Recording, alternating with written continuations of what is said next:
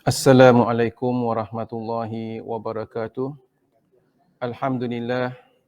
Alhamdulillahilladzi hadana lihadza wa ma kunna linahtadiya laula an hadanallah. Wa asyhadu an la ilaha illallah wahdahu la syarikalah wa asyhadu anna Muhammadan abduhu wa rasuluh. Allahumma shalli ala Muhammad wa ala alihi wa ashabihi ajmain. Allahumma arinal haqqa haqqan warzuqna ittiba'ah wa arinal batila batilan warzuqna ijtinabah. Allahumma inna nas'alukal huda wat tuqa wal afafa wal ghina la ilaha illa ant subhanaka inna kunna minadh zalimin. Allahumma ij'al a'malana khalisatan liwajhikal karim wa la taj'al a'malana lirriya' was sum'ah. Rabbana zidna ilman nafi'a mubarakah wala haula wala quwwata illa billahil aliyyil azim. Alhamdulillah, hadirin dan hadirat yang dirahmati Allah. Pertama sekali marilah kita memanjatkan kesyukuran kepada Allah Subhanahu wa taala kerana dengan limpah kurnia-Nya serta taufik dan hidayah yang Allah Subhanahu wa taala kurniakan kepada kita, dapat kita bersama-sama sekali lagi pada pagi yang mulia ini untuk kita meneruskan pengajian dan perbincangan kita. Walhamdulillah, pada pagi ini insya-Allah kita akan meneruskan pengajian kita dan kita sedang bincangkan bersama di dalam masalah tajuk atau bab perkara-perkara yang membatalkan solat. Dan kita telah sampai ke muka surat 119. Betul ya? Alhamdulillah. Pada pertemuan kita yang lalu, alhamdulillah telah kita kupaskan bersama beberapa perkara-perkara yang membatalkan solat, dan hari ini insya-Allah kita akan menyambung perbincangan tersebut. Di mana pada pertemuan kita yang lalu, di dalam perkara-perkara yang membatalkan solat telah kita kupaskan bersama, antara lain perkara-perkara yang membatalkan solat adalah makan dan minum dengan sengaja. Perkara-perkara yang membatalkan solat adalah berkata-kata, yakni berkata-kata di dalam masalah perkara yang tidak ada kena-mengena dalam solat. Jadi kalau kita ketika solat kita berzikir, kita berdoa, maka ianya diperbolehkan. Dalam perkara ini para jemaah, pada kita juga telah kupaskan bersama, kalau sekiranya seseorang itu tertinggal salah satu daripada rukun solat atau tersalah, lalu dia telah memberi salam, dia berbicara dengan temannya, maksudnya untuk memastikan sama ada yang tertinggal tidak. Maka kalau didapati bahawasanya bilangan rakaat yang dilakukan itu kurang, nescaya dia boleh meneruskan solatnya tadi untuk menyempurnakan bilangan rakaat yang tertinggal.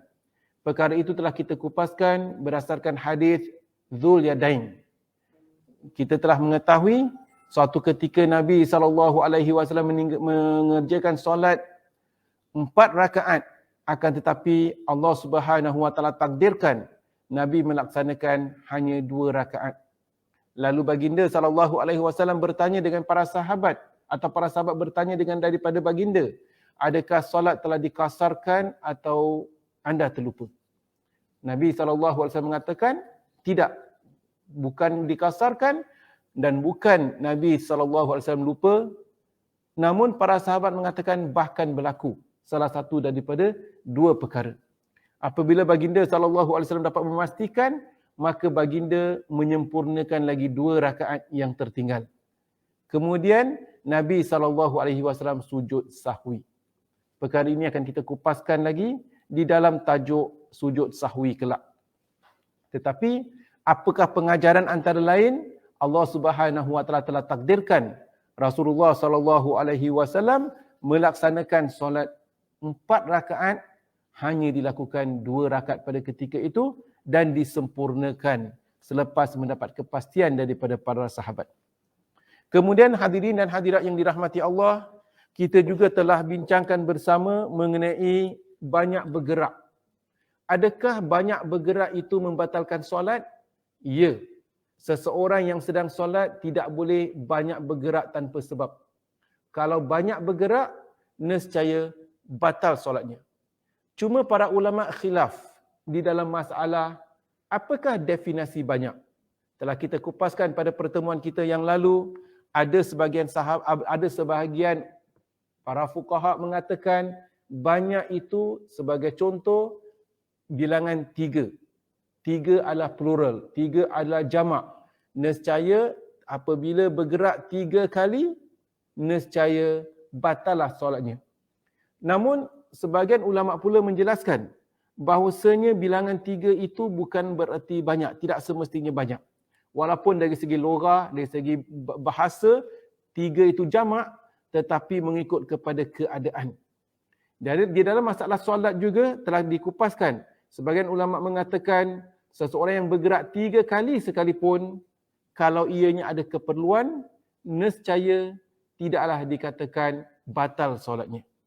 Kalau dia perlu bergerak untuk maju ke hadapan, menutup ruang saf yang terbuka katakan, ataupun ada jemaah yang keluar kerana batal solatnya, terpaksa dia maju ke hadapan, menutupi saf. Walaupun dia bergerak lebih daripada 3 kali, nescaya tidaklah dikatakan banyak, bahkan diperbolehkan. Cuma sebaiknya kalau kita nak bergerak menutup saf sedemikian, lakukanlah dengan satu langkah. Namun dalam contoh yang lain, katakan seseorang yang sedang solat, lalu dia perlu mengambil tisu untuk lap hingusnya atau dia ingin bersin. Lalu dia terpaksa mengambil tisunya daripada poketnya. Maka dalam dia mengambil tisu daripada poketnya, terpaksa dia bergerak. Dan pergerakan itu boleh dikatakan lebih daripada 3 kali gerakan. Kemudian dia perlu tutup mulutnya tadi. Kerana sama ada untuk buang hingusnya atau tutup mulutnya ketika dia bersin. Nescaya walaupun dia bergerak lebih daripada 3 kali, sebenarnya pergerakan sedemikian tidaklah membatalkan solatnya. Kerana ada sebagian ulama mengatakan, definisi seperti mana saya katakan, ulama katakan ataupun berdasarkan hadis-hadis yang membincangkan dalam masalah ini, kalau kita renungkan bergerak banyak itu memang batal, akan tetapi masalahnya adalah definisi banyak. Itu yang dikhilafkan oleh ulama.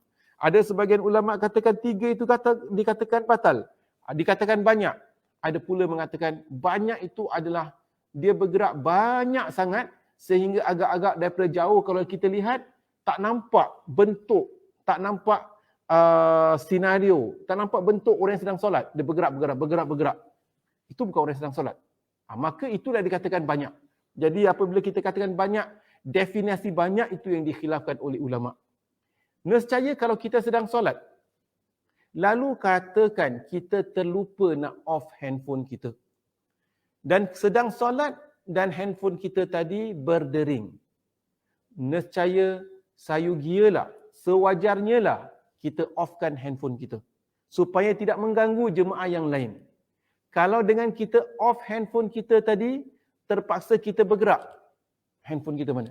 Kemudian kalau kita pandailah katakan, off sedemikian Alhamdulillah. Tapi kita off mana picit? Tak dapat picitnya. Picit left, right. Sampai bergerak 4, 5, 6, 7 kali. Adakah batal solatnya? Tidak batal solatnya. Kerana di situ ada maslahah untuk menjaga kekhusyukan jemaah yang lain. Dan di situ ada maslahah untuk menjaga ibadah kita dan ada tuntutan. Jadi bergerak untuk katakan kita off handphone kita supaya tidak mengganggu jemaah yang lain, bergerak kerana perlu ambil tisu. Kalau tisu kita kat sini dah ada tisu, Alhamdulillah. Katakan ada sebagai orang sedang solat, kemudian ingusnya meleleh dekat masjid ni, kalau tak kena sejadah, maka dia terpaksa ambil tisu. Ambil tisu pula, belum buka tisu yang plastik tu. Macam mana kan? Dia terpaksa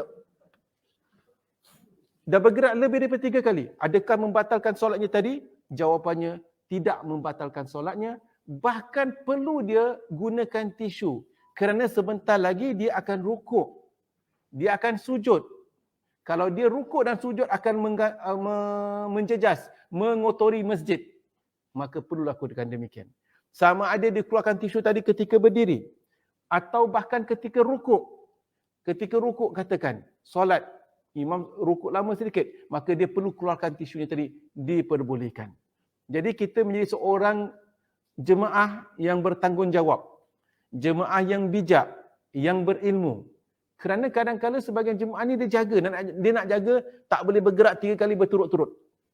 Telefon dia berdering, telefon kat poket pun dia tak boleh gerak. Kalau telefon berdering kering-kering satu cerita. Kadang-kadang dia buka lagu suci dalam debu pula. Menjejas. Tak boleh gerak ni, nanti gerak nanti batal.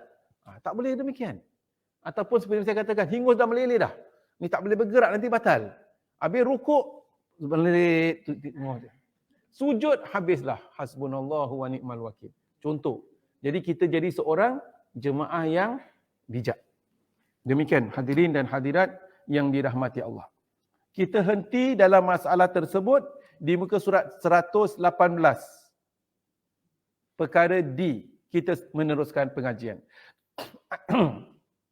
Meneruskan bab perkara-perkara yang membatalkan solat. D. Sengaja meninggalkan rukun atau syarat solat tanpa uzur. Kita mengetahui bahawasanya rukun solat mesti dilakukan. Kalau kita tidak melakukan rukun solat, nescaya solat kita tidak sah. Syarat sah solat pun mesti kita sempurnakan. Kalau kita tidak sempurnakan syarat sah solat kita, maka solat kita tidak sah. Kalau seseorang itu sengaja meninggalkan rukun atau sengaja menambah rukun fi'li, nescaya batal solat dia. Sengaja, penulis mengatakan, sengaja meninggalkan rukun atau syarat sah solat. Jadi perkara ini telah kita kupaskan perbezaan antara rukun dengan syarat sah solat. Rukun, perkara-perkara mesti kita lakukan. Tak lakukan, tak sah solat kita. Syarat-syarat sah solat pun perkara-perkara mesti kita lakukan. Tak lakukan, tak sah solat kita. Apa beza rukun dan syarat sah solat? Dah belajar kan? Apa beza?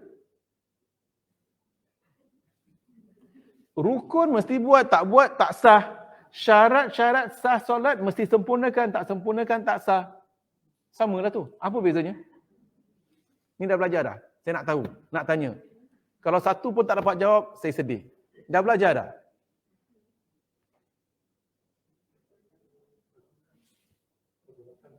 Ya? Perbuatan. Rukun, syarat rukun. Contoh rukun membaca suratul Fatihah. Rukuk perbuatan. Syarat sah solat sebagai contoh tutup aurat. Pun perbuatan juga. Apa beza kalau gitu? Rukun dengan syarat sah solat. Soalan dalam peperiksaan saya kasih. 5 markah. Apa beza? Dah belajar belum? Macam dah belajar. Dah memang dah belajar dah. Dulu dalam bab. Apa beza? Okay. Siapa cakap tu?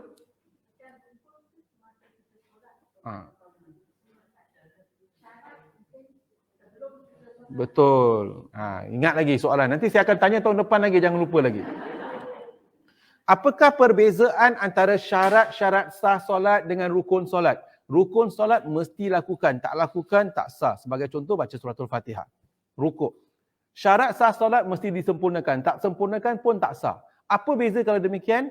Perbezaannya adalah syarat-syarat sah solat ada 5. Ianya adalah perkara-perkara mesti kita lakukan, mesti kita sempurnakan sebelum mula solat. Ingat tak? Dulu ada. Sebelum mula solat. Syarat-syarat sah solat. Rukun adalah perkara-perkara mesti kita lakukan ketika solat. Mari kita lihat contoh. Apakah syarat-syarat sah solat? Syarat-syarat sah solat. Pertama, kena pastikan tubuh badan kita, pakaian kita, tempat kita suci daripada najis. Sebelum solat lah. Kena pastikan suci daripada najis. Kita kena pastikan kita suci daripada hadas kecil dan hadas besar. Kena berwuduk sebelum solat. Nombor 3, kita kena tutup aurat. Syarat sah salat. Kalau kita solat dedah aurat, boleh tak solat orang tu, aku nak pakai, orang perempuan pakai singlet lah kat rumah, tak ada orang nampak? Tak boleh. Syarat sah solat, tutup aurat. 3. 4. Syarat sah solat, pandang kiblat.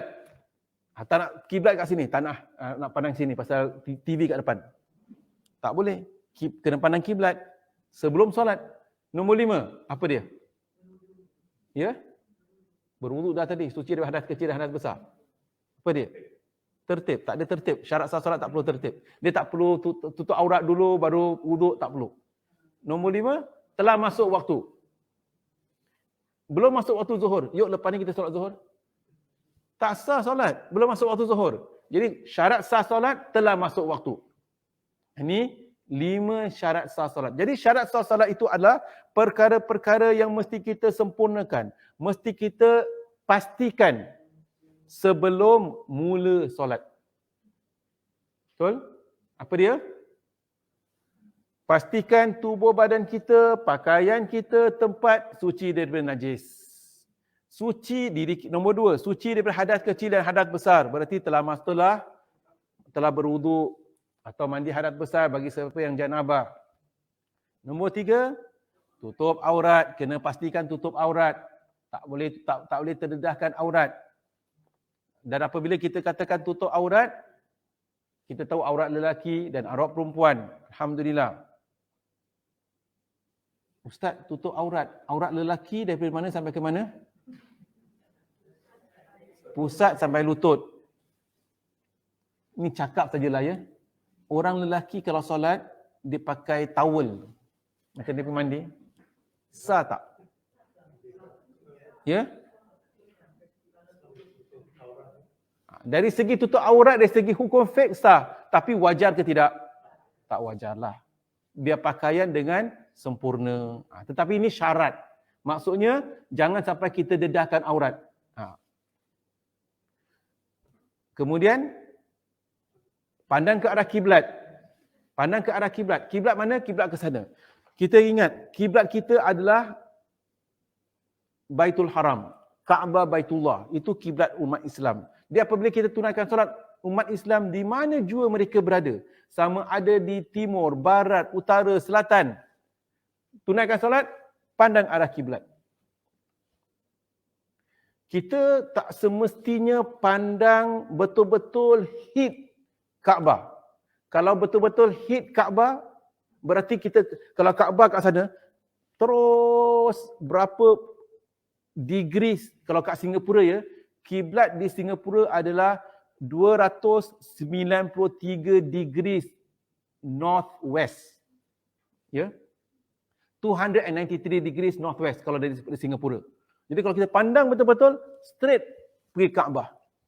Tetapi namun apabila kita berada di rumah atau kita berada di luar, kita dituntut tawajjuh. Tawajjuh tu pandang arah kiblat. Arah. Kiblat kat mana? Arahnya ke sana. Jadi kalau arahnya ke sana, kita pandang ke arah sana. Kadang-kadang kat rumah kita kalau sengit 0.1 millimeters,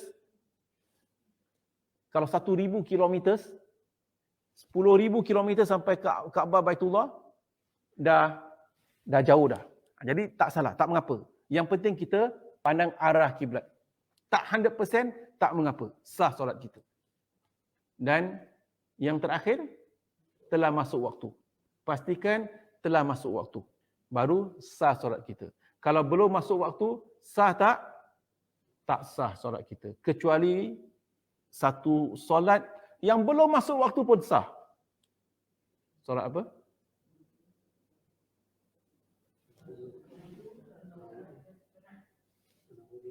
Sunat wuduk. Sunat wuduk, kalau kita tunaikan sunat wuduk, berarti kita tunaikan selepas berwuduk. Baru solat wuduk. Sebelum berwuduk, boleh tunaikan solat wuduk tak? Tak boleh. Ada satu solat, belum masuk waktu, kita lakukan, pun sah. Solat apa? Ya?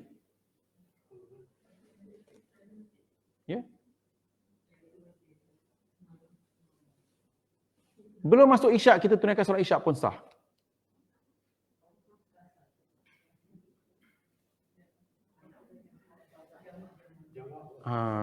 Solat jamak. Betul kan? Belum asar kita solat asar, boleh tak? Tak boleh kecuali solat jamak. Jadi itu perkara-perkara yang kita telah faham. Jadi maksudnya di sini sengaja meninggalkan rukun atau syarat sah solat tanpa uzur. Kalau dengan keadaan uzur, dengan uzur tu dengan sebab-sebab yang dibolehkan syarak, dimaafkan. Dia tak boleh pandang arah kiblat kerana atas sebab-sebab tertentu dia berada terlentang di hospital, maka dimaafkan atau sebagainya. Baik. Sengaja meninggalkan rukun. Meninggalkan rukun apa? Rukun itu apa? Rukun ada 13 perkara. Saya akan panggil satu orang ke depan untuk sebutkan ke-13 perkara tersebut. Boleh? Get ready. Tak apalah ya.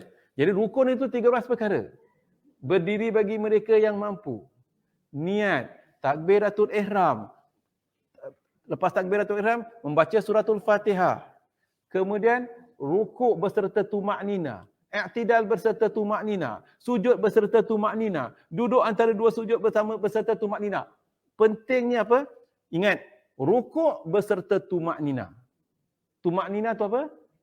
Berhenti seketika, agak-agak sempurna rukuk kita. Kemudian i'tidal berserta tumaknina. Kita i'tidal berdiri straight, stop seketika. Kena ada pause itu berserta tumaknina. Kemudian sujud berserta tumaknina. Barang siapa ikut sunnah pasti akan berserta tumaknina. Sunnahnya maksudnya apa? Ketika dia rukuk, dia akan baca Subhana Rabbiyal Azim. Subhana Rabbiyal Azim. Subhana Rabbiyal Azim. Dah 3 kali dah berserta tumaknina lah tu. Dah pas. I'tidal sami Allahu liman hamidah. Ketika stop, Rabbana walakal hamd. Kalau dia nak tambah, Rabbana walakal hamd. Hamdan kathiran tayyiban mubarakan fi. Dah pas sangatlah tu.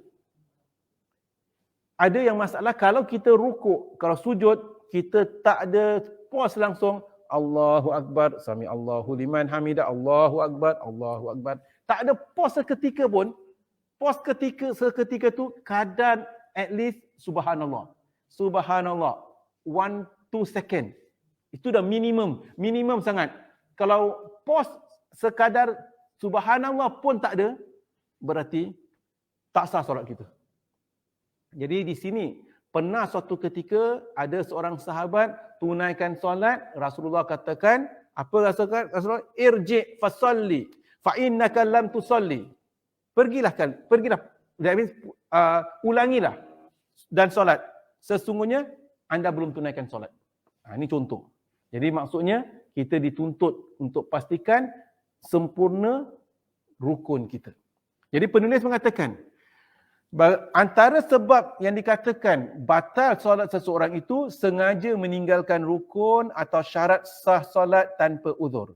Dalilnya adalah hadis yang diriwayatkan oleh Imam Bukhari dan Imam Muslim bahawasanya Nabi SAW pernah bersabda kepada seseorang badui yang mengerjakan solat dengan tidak sempurna. Dia tidak sempurnakan rukuknya, yakni dia tidak ada tumakninanya.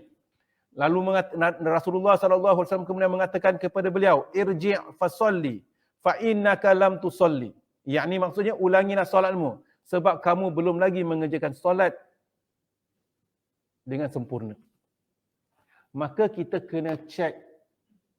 Kadang-kala masalahnya apabila kita nak cepat, antara tempat-tempat yang sering kali seseorang itu tidak menyempurnakan ketika i'tidalnya. Sami Allahu liman hamidah. Kena stop. Rabbana walakal hamd. Ikut sunnah. Rabbana walakal hamd. Hamdan kathiran tayyiban mubarakan fi. Alhamdulillah. Antara tempat yang gagal juga kadang-kadang mereka nak tunaikan solat dengan cepat. Ketika duduk antara dua sujud. Allahu Akbar. Sujud. Allahu Akbar. Allahu Akbar. Ini zaman 80-an ketika imam-imam bawa blok tunaikan solat tarawih, banyak silapnya begitu. Alhamdulillah. Sekarang telah ada banyak perubahan dengan kesedaran, demi untuk menyempurnakan solat kita. Imam Ibn Rushdi berkata, seluruh ulama bersepakat bahawasanya mengerjakan solat sebagai contoh tanpa bersuci, yakni tanpa wuduk dengan sengaja, sama ada dengan sengaja atau kerana lupa, wajib diulangi. Begitu juga dengan seseorang yang tidak menghadap kiblat. Ringkasnya, seseorang yang mengabaikan salah satu daripada syarat sah solat diwajibkan mengulangi solatnya semula. Baik. Jadi kita kena lihat. Kita lihat footnote di bawah itu ya.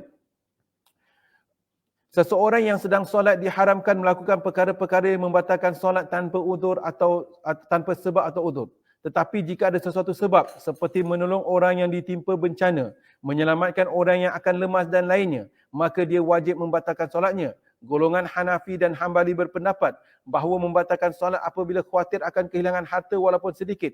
Begitu juga terdapat sebab-sebab lain. Misalnya seorang ibu yang anaknya mengeluh kesakitan, takut tertumpah periuk dan seseorang yang takut kenderaannya dicuri orang dan lainnya. Jadi maka perkara-perkara sedemikian penulis mengatakan diperbolehkan baginya untuk membatalkan solatnya. Maka perbincangan kita adalah kalau sekiranya kita tahu meninggalkan syarat-syarat sah solat tanpa sebab, maka batal solat dia. Bagaimana pula kalau katakan seseorang itu menunaikan solat dalam keadaan tidak berwuduk. Tidak berwuduk disebabkan terlupa. Kalau dia tunaikan solat tanpa wuduk dengan sengaja, haram dan berdosa. Solatnya tidak sah. Haram dan berdosa. Akan tetapi, kalau dia tunaikan solat tanpa wuduk dalam keadaan tak sengaja, terlupa, bagaimana halnya? Kalau dia tunaikan solat dalam keadaan tak sengaja atau terlupa, pertama, solatnya tidak sah. Kedua, walaupun solatnya tidak sah, kalau dia lakukan dengan sengaja berdosa. Memandangkan dia lakukan terlupa, tidak berdosa. Sengaja tak? Tak sengaja, terlupa. Tadi lepas solat maghrib, dah berbual-bual, kemudian perut masuk angin, kita pun buang angin, dah maaf kata terkentut. Atau dia dah pergi toilet, dah buang air kecil. Lepas tu duduk-duduk sembang-sembang, duduk dengan suami berbual-bual, lepas tu tunaikan solat isyak. Selalunya lepas maghrib, isyak dapat jagalah wuduk. Jadi this time macam adalah nak terkencing sangat tadi, maka dia buang air kecil tapi dia terlupa. Lepas solat isyak, suaminya kata, awak tak wuduk lagi? Lupa. Tadi ada pergi toilet. Lupa. Berdosa tak? Tak berdosa kerana lupa. Kalau lupa, nescaya tidak berdosa. Tetapi solatnya tetap dia kena ulangi kerana solatnya tidak sah. Begitu juga kalau dia tunaikan solat sebelum masuk waktu. Kalau belum masuk waktu, tak sah. Lepas takbir, lepas beri salam, Assalamualaikum warahmatullahi. Suami tanya, awak solat apa lagi? Tadi dah solat zuhur. Solat asar lah bang.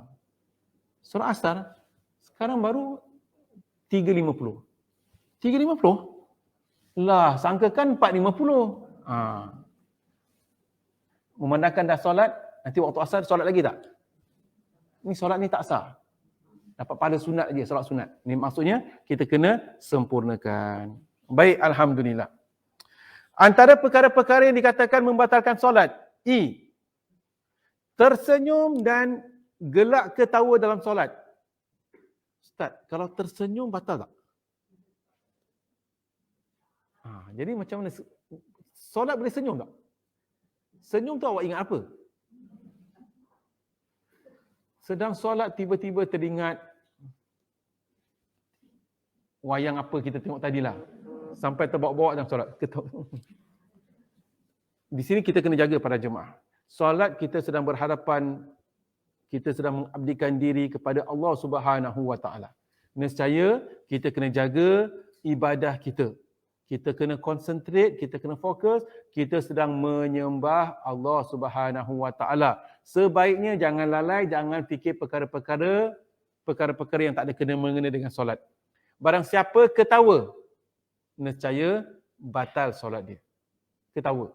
Tetapi barang siapa tersenyum, bagaimana? Baik, kita lihat.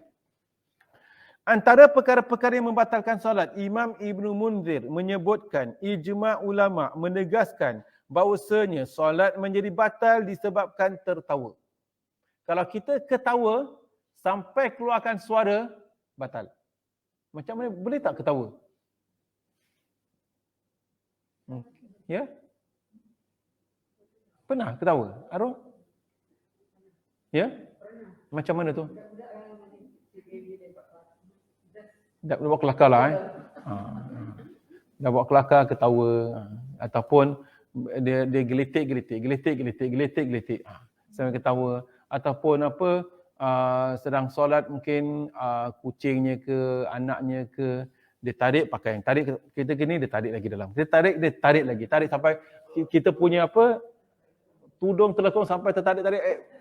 Jadi mungkin ada orang yang ceria, dia ketawa. Orang ketawa batal lah. Ya.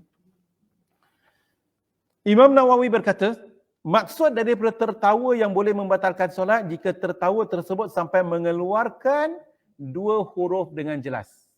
Jadi maksud ketawa tu, kita kena lihat. Ini selalu yang dikatakan batal ke tidak, kita kena faham apa definisi. Tadi kita katakan bergerak banyak batal. Apa definisi banyak? Apabila kita katakan ketawa batal, apa definisi ketawa? Kalau seseorang itu dia ketawa terus ditahan. Dia tahan. Batal tak? Selagi mana dia mampu tahan, cuba tahan supaya tidak batal solat dia. Tetapi kalau dia ketawa mengikut Imam Nawawi rahimahullah sampai mengeluarkan dua huruf atau sebagainya lah, itu dah banyak sangat. Ataupun sampai keluarkan dua huruf. Macam mana dua huruf ketawa?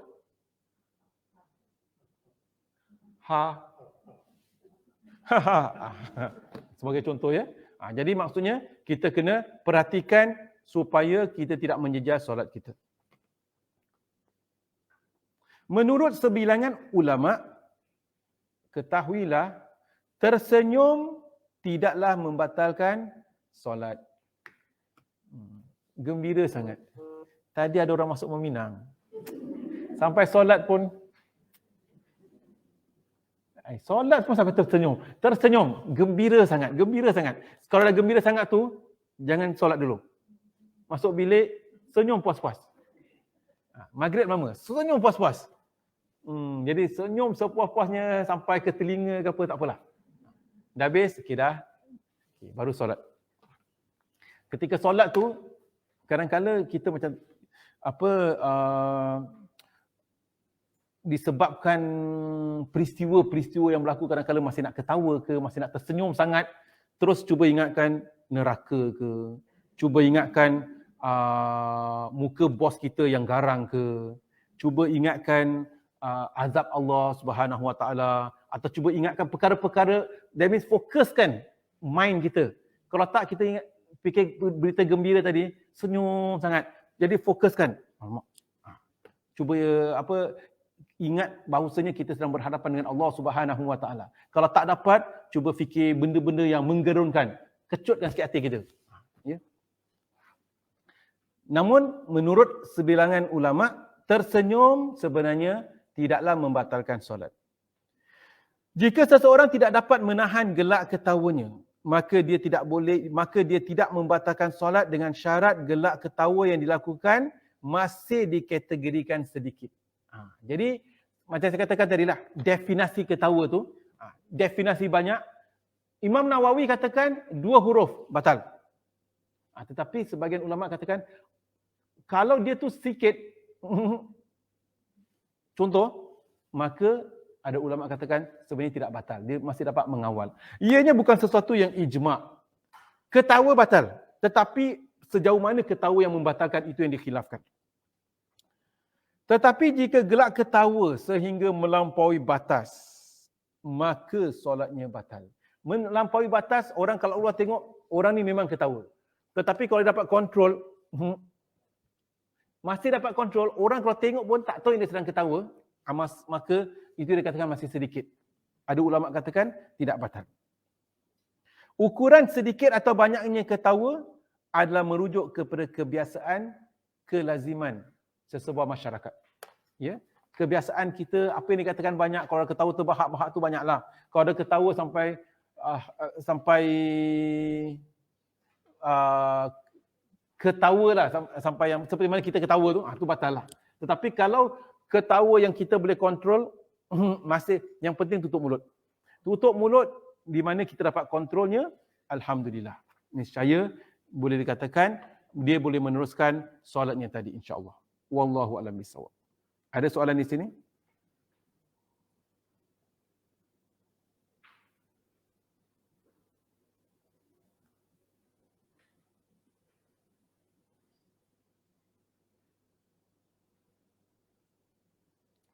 Baik, kalau tak ada kita akan sambung perbincangan.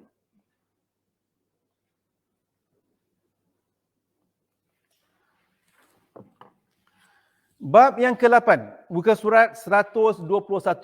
Satu tajuk yang menarik tentang mengqada solat kita. Apa hukum mengqada solat? Kerana apa? Di dalam Islam, Allah Subhanahu wa taala, dalam Al-Quran Allah Subhanahu wa taala menyebutkan inna salata kanat 'alal mu'minina kitaban mawquta. Sesungguhnya solat itu telah diwajibkan ke atas orang-orang mukmin pada waktu-waktu yang telah ditetapkan. Waktu-waktu yang telah ditetapkan. Kita tahu bila waktu subuh, kita tahu bila waktu zuhur, kita tahu bila waktu asar, waktu maghrib, waktu isyak. Umat Islam diwajibkan mendirikan solat, menunaikan solat pada waktu yang telah ditetapkan.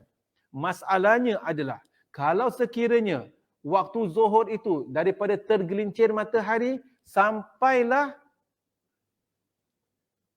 shadow, bayang-bayang sesuatu benda itu sama panjangnya dengan benda tersebut. Kita dah belajar kan? Zuhur sampai masuk waktu asar. Habis waktu zuhur, kita belum tunaikan solat zuhur. Masalahnya, nak tunaikan solat zuhur ke tidak? Ini perbincangan yang harus kita fahamkan.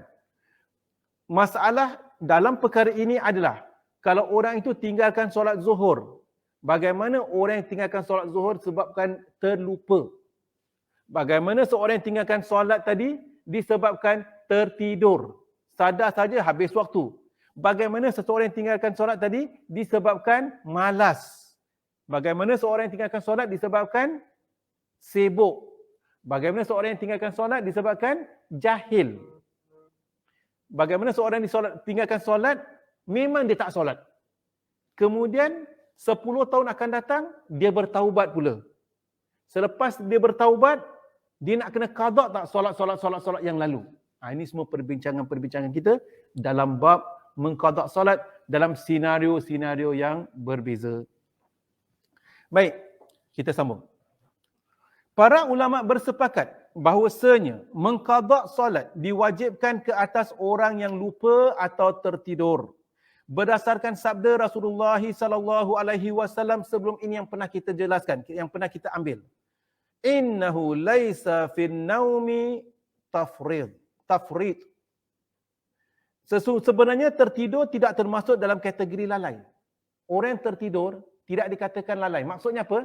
Orang yang tertidur disebabkan tertidur, dia tak melakukan sebahagian perkara, katakan solat dia tertinggal, dia sebenarnya tidak berdosa. Akan kita kupaskan. Inna tafritu fi yaqadhah fa idza nasiya ahadun salatan aw nama anha falyusalliha idza dzakaraha. Sebenarnya tertidur tidak termasuk dalam kategori lalai. Kelalaian dalam mendirikan solat itu terjadi hanya ketika bangun, yakni ketika sadar, ketika jaga, ketika yaqadha. Jadi apabila seseorang terlupa solat atau tertidur, hendaklah dia segera melakukannya sebaik saja dia teringat atau dia sadar. Jadi di sini hadirin dan hadirat yang dirahmati Allah, ulama bersepakat dua kategori ini, dua senario ini, yakni seorang yang terlupa atau seorang yang tertidur. Kalau dia terlupa, dia tertidur, wajib qada. Ini perlu kita faham. Kita belum bincang yang lain-lain tadi. Yang kita katakan orang yang lakukan pasal tak solat kerana malas, kerana sibuk, kerana belum bertaubat, 10 tahun akan datang dia bertaubat, nak qada ke tidak, itu perkara yang lain. Sekarang ni, orang yang terlupa. Terlupa bagaimana? dia ni selalu solat awal waktu. Selalu Zuhur 1:15, azan 1:20, satu suku dah berwuduk. Alhamdulillah.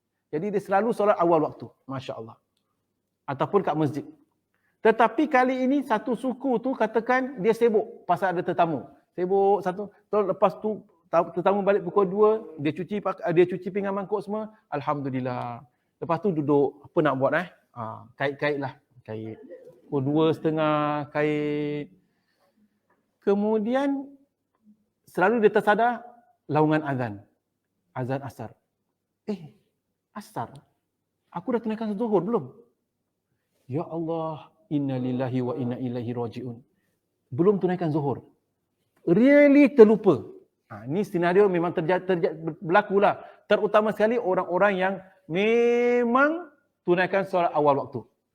Kalau mereka-mereka yang tunaikan solat akhir waktu, dia tak akan lupa. Sebab zuhur dia pukul 4. Hasbunallahu wa ni'mal wakil. Kita ni golongan mana? Solat awal waktu insya-Allah ya. Alhamdulillah. Jadi kalau dalam hal itu, kalau tiba-tiba masuk waktu asar, baru dia teringat, dia terlupa nak solat zuhur. Apa hukumnya? Pertama, dia tidak berdosa. Kerana orang yang lupa dimaafkan oleh Allah Subhanahu wa taala. Namun dia tetap kena qada solat dia. Dia tetap kena wajib mendirikan solat. Macam mana nak solat? Nanti solat zuhur, nanti nak solat asar, sekarang dah azan asar baru dia teringat, dia berwuduk, dia tunaikan solat zuhur dahulu, baru solat asar. Ustaz, nak niat qadaan ke nak niat adaan? Itu nanti kita kupaskan. Nak niat apa? Kita kupaskan. Kita sedang bincangkan senario-senarionya. Begitu juga dengan orang yang tertidur. Dia ni penat sangat, pukul 12.30, 12.45, ngantuk sangatlah. Aku nak tidur sekejap. Boleh tak? Tidur, tak ada masalah. Selalu dia tidur 15 minit, bangunlah. Tetapi kali ni dia tidur sadar saja, pukul 5 petang. Ni hari apa ni? Malam ke pagi ni? Contohlah ya. Apa aku dah bangun? Tidur berapa jam? Contoh. Nescaya dia tertidur. Sadar saja dah habis waktu zuhur. Apa hukumnya? Pertama, dia wajib tunaikan solat zuhur yang tertinggal. Akan tetapi dia tidak berdosa. Kenapa tak berdosa? Kerana dia tertidur, bukan sengaja. Jadi Rasulullah SAW menyebutkan, innahu laisa fin naumi tafrid. Sebenarnya tertidur bukan termasuk kategori lalai. Innama tafritu fi yaqadha. Yang dikatakan lalai itu adalah kalau dia dalam keadaan jaga. Berada dalam keadaan jaga, maksudnya dia tak tidur dalam keadaan sedar, tetapi dia melewat-lewatkan solat. Baru pukul 2.45. Baru 3 suku. Awaknya baru 3 suku. Ini kita kena cubalah. Kadang-kadang memang tak dinafikan, ada sebab-sebab tertentu kita terlewat solat, jaga jangan sampai habis waktu. Akan tetapi kalau dapat, sebenarnya kita kata lihatlah, maksudnya solat ni, solat zuhur tu solat tengah hari. Ini bukan solat petang. Nanti kalau dah pukul 4 tu dah solat petang, solat asar. Maka solat zuhur tu sebaiknya lakukan pada waktu awal zuhur. Baik. Ada beberapa senario-senario yang kita nak kena lihat. Orang ini nak kena qada atau tak qada. Jadi kita katakan orang yang terlupa wajib qada. Orang yang tertidur wajib qada. Bagaimana orang yang pingsan? Orang yang katakan pingsan tu, katakan seseorang tu pingsan. Dia pingsan pukul 11 dia pingsan. Dia sadar daripada pingsannya pukul 8. Dia tertinggal zuhur dan asar. Kawan satu lagi pula, sama-sama jalan dengan dia, pingsan pula lewat, pukul 2 pingsan. Sadar sama-sama, sampai hospital, doktor sadar-sadar pukul 8, contoh. Nak kena qada ke tak kena qada? Ini dua senario yang berbeza. Baik, Penulis mengatakan di muka surat 121. Orang pingsan tidak diwajibkan mengqada solatnya. Orang pingsan tak wajib qada. Kita kena lihat. Kenapa tak wajib qada? Kita kena lihat syarat-syarat wajib qada. Syarat-syarat wajib solat bagi seseorang. Ya, syarat-syarat wajib solat. Apa maksud syarat-syarat wajib solat? Selagi mana orang ini tak cukup syarat, tak wajib. Syarat-syarat wajib solat. Muslim, baligh, aqil. Betul tak? Antara lain. Orang tu orang Islam. Wajib solat. Pertama, syarat pertama. Syarat kedua, dia telah baligh. Orang belum baligh, wajib tak? Orang belum baligh, tak wajib. Dia tunaikan dapat pahala. Tetapi dia tak tunaikan, berdosa tak? Tak berdosa. Dah baligh. Syarat berikutnya, aqil. Aqil tu orang yang berakal. Maksudnya, orang gila. Wajib solat tak? Tak solat, tak wajib solat. Orang ni pingsan. Ketika dia pingsan, dia tak berakal. Dia tak sadar. Jadi pada ketika dia pingsan tu, nescaya dia berada dalam keadaan dia tidak sadar dirinya. Dia tidak menyadar, dia tidak sedar dirinya tadi. Nescaya tak wajib tunaikan solat ketika solat itu tidak diwajibkan ke atas dirinya ketika dia sedang kadar waktu pingsan. Sama ketika itu contoh bagi seseorang yang belum baligh. Pasal tak cukup syarat wajib solat. Jadi begitu juga katakan orang yang koma. Dengar makcik tu koma 3 bulan. Lepas 3 bulan baru sadar komanya. Sadar, alhamdulillah. Nak kena qada tak? Tak wajib qada. Pasal ketika koma tu dia hilang akal. Hilang akal lebih teruk daripada orang yang gila. Orang gila tu tak siuman, akan tetapi dia dapat makan minum. Orang yang koma langsung tak sadar diri. Begitu juga dengan orang yang pingsan. Nescaya orang yang pingsan tak wajib mengqada solatnya pada waktu yang dia pingsan tadi. Kecuali tadi yang pingsan 2 orang. A pingsan pukul 12. B pingsan pukul 2. B kena qada tak? Kalau B pingsan pukul 2 Zuhur, pukul berapa? Katakan 1 suku. Kalau dia dah tunaikan solat Zuhur, alhamdulillah.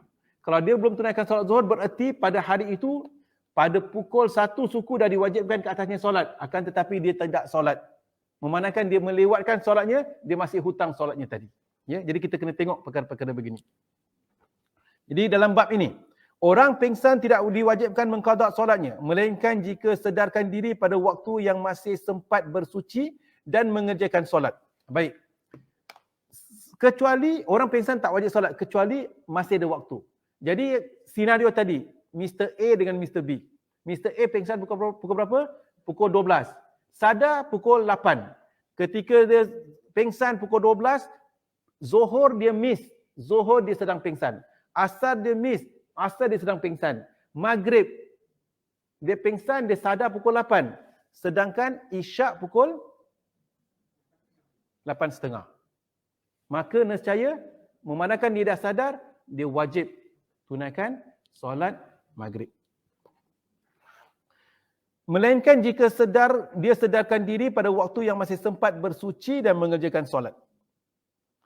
Abdul Razzaq meriwayatkan dari Nafi' bahawasanya Ibnu Umar pada suatu ketika jatuh sakit sehingga pingsan dan hingga tidak mengerjakan solat. Setelah sedarkan diri, dia tidak mengqada solat yang tertinggal.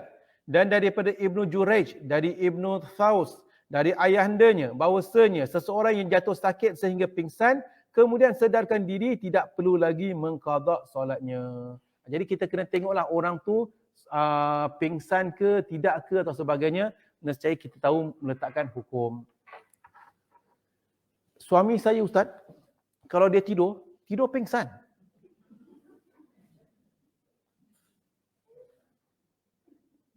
Ini kena qada ke tak qada? Ya? Tak kena qada. Dia tidur pingsan tu tidur bahasa Melayu saja. Medically dia bukan tidur pingsan. Medically dia bukan pingsan. Medically dia tidur. Cuma sebahagian orang Melayu ni tak tahu kecil-kecil dia makan apa, sebab tu ada kata dia tidur bom meletup pun tak sadar. Baik.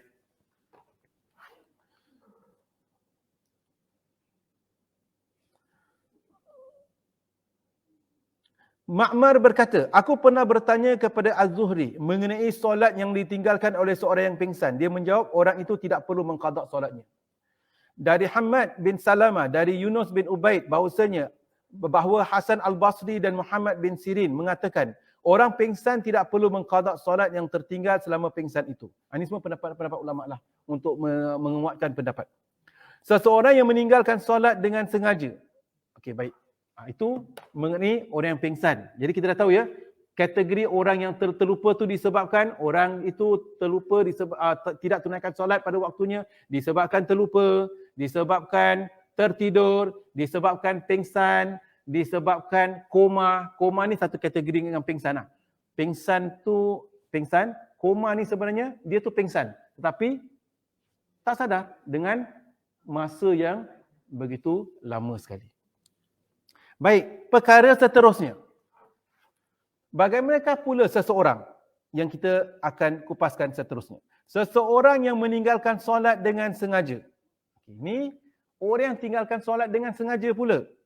Menurut sebahagian pendapat para ulama, bahkan penulis mengatakan, jumhur ulama mengatakan, orang itu berdosa dan wajib mengqada solatnya.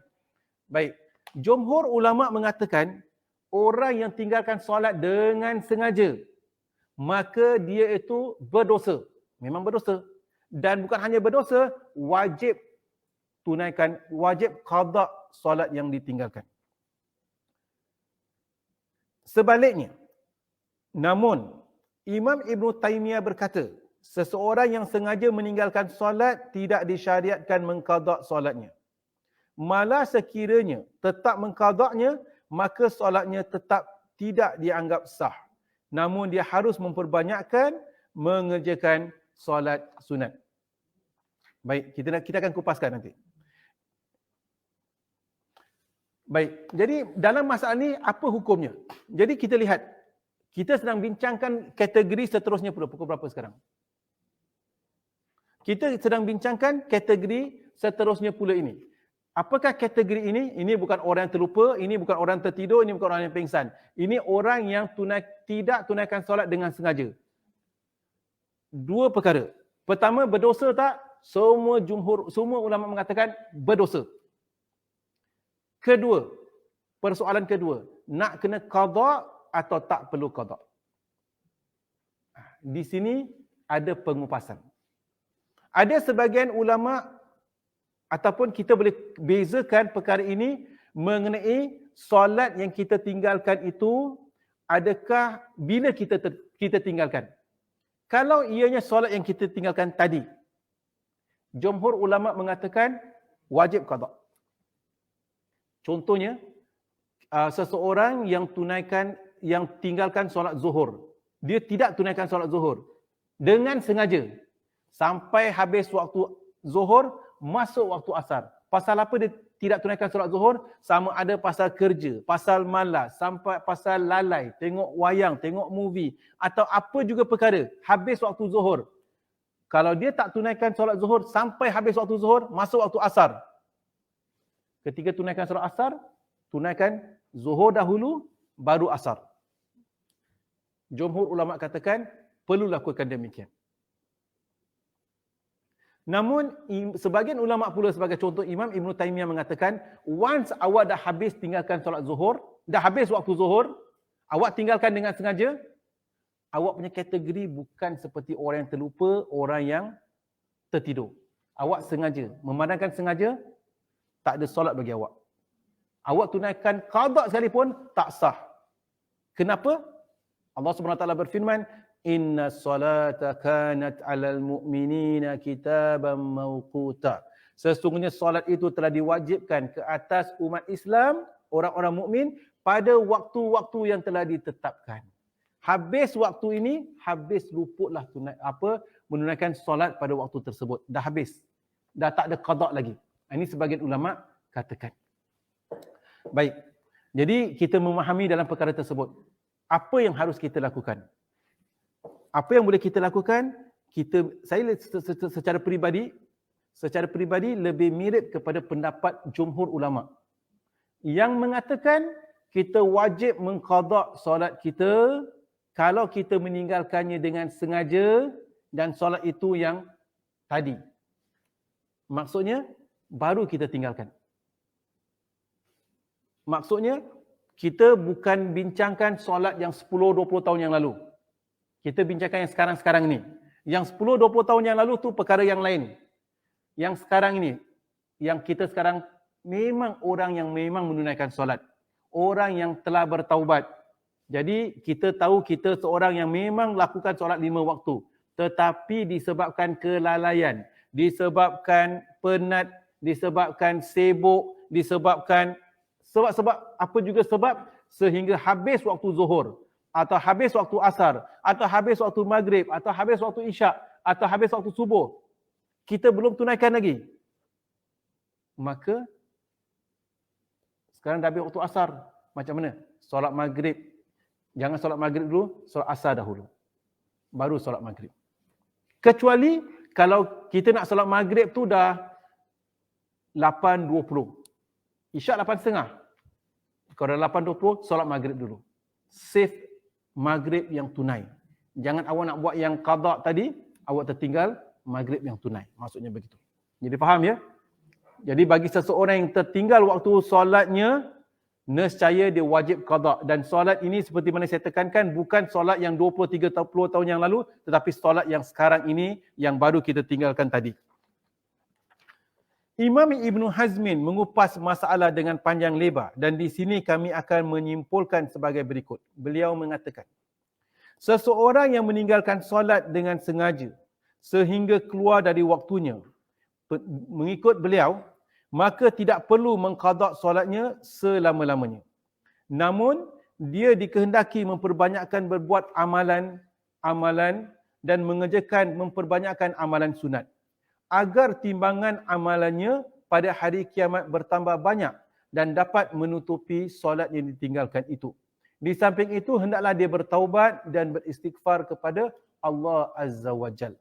Jadi sebagian ulama berpendapat memang sebenarnya solat yang kita tinggalkan itu sebenarnya tak perlu kita qada dan tak ada qada baginya. Apa yang boleh kita simpulkan dalam perbincangan ini? Dalam perbincangan ini, apa yang boleh saya sebutkan adalah perkara yang pernah saya sebutkan. Solat yang kita tinggalkan boleh kita bagikan kepada dua jenis. Satu, solat yang kita tinggalkan sekarang ini, macam saya katakan tadi atau semalam seseorang tu tertinggal solat zuhur. Dia tidak tunaikan solat zuhurnya tadi. Sampai habis waktu zuhur. Maka dia kena tunaikan solat zuhur, baru tunaikan solat asar. Dia kena qada solat yang ditinggalkan. Jadi solat yang ditinggalkan boleh dibagikan kepada dua. Satu, solat yang ditinggalkan sekarang ini. Satu lagi jenis adalah solat yang kita tinggalkan beberapa tahun yang lalu. Ini soalan yang seringkali jemaah bertanya. Ustaz, saya dulu 20-30 tahun yang lalu saya tak solat. Sekarang ini alhamdulillah saya telah dapat hidayah, maka saya nak solat. Persoalan, adakah saya perlu qada solat-solat 20-30 tahun yang lalu? Dan beliau bertanya kepada ustazah. Ustazahnya katakan, awak wajib qada. Kenapa awak wajib qada? Ustazahnya katakan, bukankah solat ini wajib? Maka wajib berarti awak wajib qada. Bahkan bukan hanya wajib qada, selagi mana awak ada solat qada yang wajib ini, awak tak boleh tunaikan solat sunat. Kerana di antara wajib dengan sunat, mana lebih afdal? Wajib lebih afdal. Awak ada hutang wajib, takkan nak tunaikan solat sunat. Jadi kalau begitu bagaimana? Jadi apa yang awak boleh buat nak qada itu, ustazahnya katakan, apa yang awak boleh buat, setiap kali awak tunaikan solat fardu zuhur, tunaikan satu qada zuhur. Tunaikan satu asar, tunaikan qada asar. Maghrib, tunaikan qada maghrib. Dan jangan tunaikan solat sunat. Bahkan qada'lah solat-solat yang lalu. Nescaya apabila masuk bulan Ramadan, orang tunaikan solat tarawih 20 rakaat, dia tunaikan solat sunat, dia tunaikan solat subuh 20 kali untuk qada solat-solat yang lalu. Ini senario yang sering kali atau kadang-kala ada sebagian jemaah bertanya dan itu diberi jawapan. Jadi saya katakan tadi, solat yang kita tinggalkan terbagi kepada dua. Satu adalah solat yang sekarang ni, satu adalah solat yang 20-30 tahun yang lalu. Pendapat pertama yang katakan, seperti ustazahnya katakan tadilah. Tetapi sebenarnya itu bukanlah sesuatu perkara yang dikatakan sebagai ijma'. Bukan semua ulama' bersepakat bahawasanya solat fardu yang kita tinggalkan 20-30 tahun yang lalu semua wajib kita qada. Tidak. Seperti mana kita sedang bincangkan tadi, ada sebagian ulama katakan tak perlu qada. Solat yang dah habis waktunya tak perlu qada. Dan dalam perkara ini saya lebih mirip kepada pendapat yang kedua. Maksudnya, kalau solat itu, solat yang kita tinggalkan 20-30 tahun yang lalu, pada ketika itu kita memang lalai. Pada ketika itu kita memang tak solat. Sekarang ini walhamdulillah dengan taufik dan hidayah Allah Subhanahu Wa Taala, kita dah mula dirikan solat. Persoalan, adakah kita wajib mengqada solat-solat yang lalu? Jawapannya tidak perlu. Kita bertaubat kepada Allah dengan taubatan nasuha, nescaya Allah Ta'ala akan ampunkan segala dosa-dosa yang lalu. Bahkan apa yang harus kita lakukan, mulai sekarang, jaga solat kita. Dan perbanyakkan solat sunat. Perbanyakkan solat sunat. Ianya berbeza, bertentangan dengan pendapat pertama. Pendapat pertama katakan, awak ada hutang fardu, tak boleh tunaikan solat sunat. Pendapat kedua ni, jaga solat sunat. Perbanyakkan solat sunat. Kerana apa? Kita dah tahu, di hari akhirat kelak, antara amalan pertama yang bakal dihisab adalah solat. Kalau ada kelemahan solat fardu kita, Allah Ta'ala akan menyuruh malaikat menghisab, melihat solat sunat kita. Jadi kita disuruh memperbanyakkan solat sunat untuk menampal kekurangan-kekurangan solat fardu kita. Habis Ustaz, kita tak perlu qada solat 20-30 tahun yang lalu. Jawapannya, mengikut pendapat kedua ini, memang tak perlu dan Allah Ta'ala akan ampunkan segala dosa-dosa yang lalu. Kalau kita renungkan, ada tak para sahabat yang mengqada solat-solat yang lalu? Tidak. Atau ada tak amalan di mana para sahabat atau di mana para ulama mengatakan setiap kali para fuqaha yang muktabar yang menyuruh kita tunaikan solat zuhur satu hari 2 kali. Satu tunai, satu qada. Asar tunai, qada. Maghrib tunai, qada. Tidak.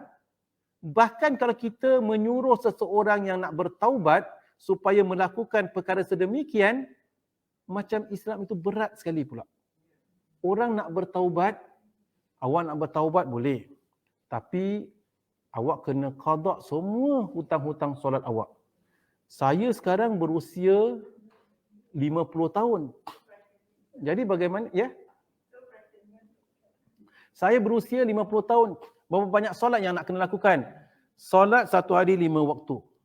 Satu hari 5 waktu, 1 bulan 5 kali 30, 180 waktu. 1 bulan 180 waktu. 1 bulan 150 waktu.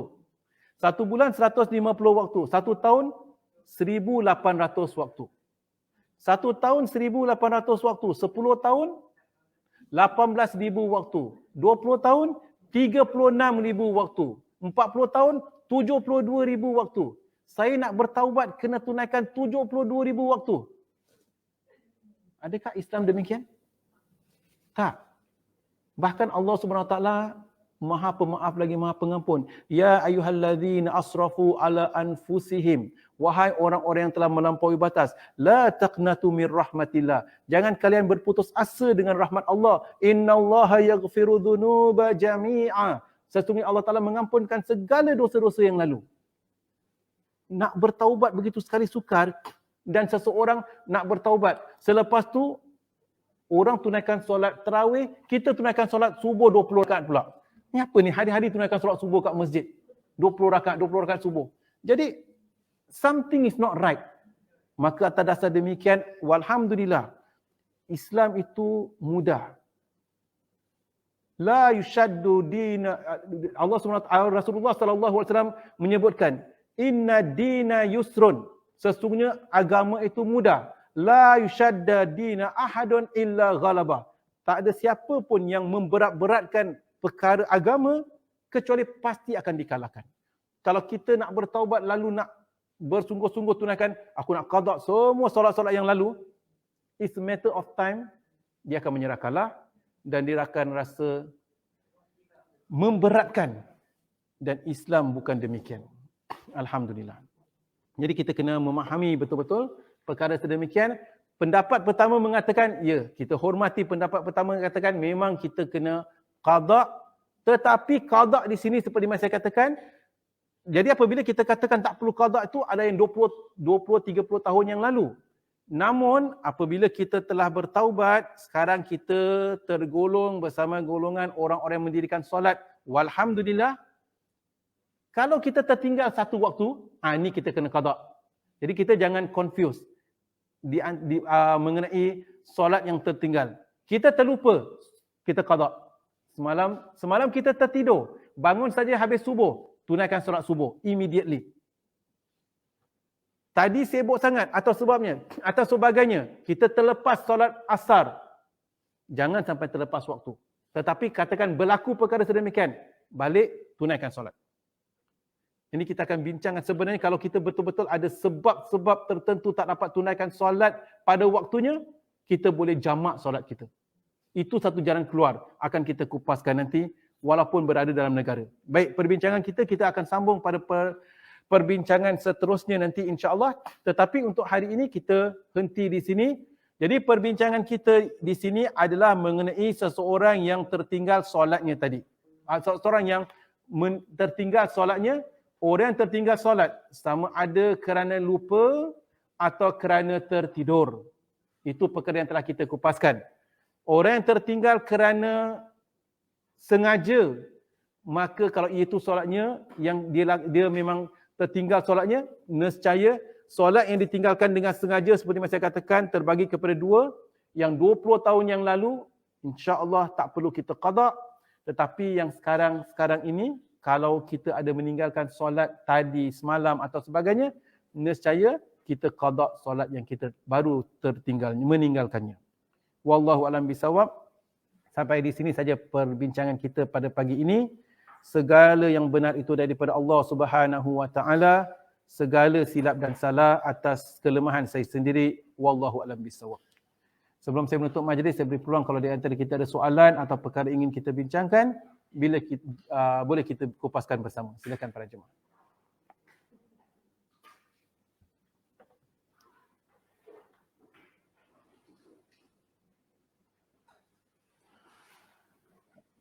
Puan Aziza Abdul Rahman bertanya, maaf nak tanya, kalau kita qada solat boleh kita baca Al-Fatihah, boleh tak baca surah. Baik, katakan kalau kita itu nak tunaikan solat, kita nak mengqadakan solat kita, dan kerana kita terlepas asar lah katakan, kemudian nak solat maghrib, jadi kita nak pantas, nak kejarkan waktu, maka nak qadakan asar dahulu, maka boleh tak kita setakat baca suratul Fatihah pada rakaat pertama dan kedua? Jawapannya diperbolehkan. Kerana membaca suratul Fatihah adalah rukun, sedangkan membaca surah selepas itu adalah sunat. Cuma kalau ianya solat fardu, sebaiknya mungkin kita baca surah yang pendeklah, Amin inna a'tayna atau Qul huwallahu ahad.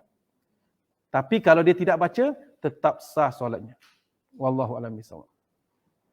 Baiklah para jemaah, memandangkan masa, sampai di sini saja pertemuan kita. Segala yang benar itu daripada Allah Subhanahu wa taala, segala silap dan salah atas kelemahan saya sendiri. Wallahu a'lam bishawab.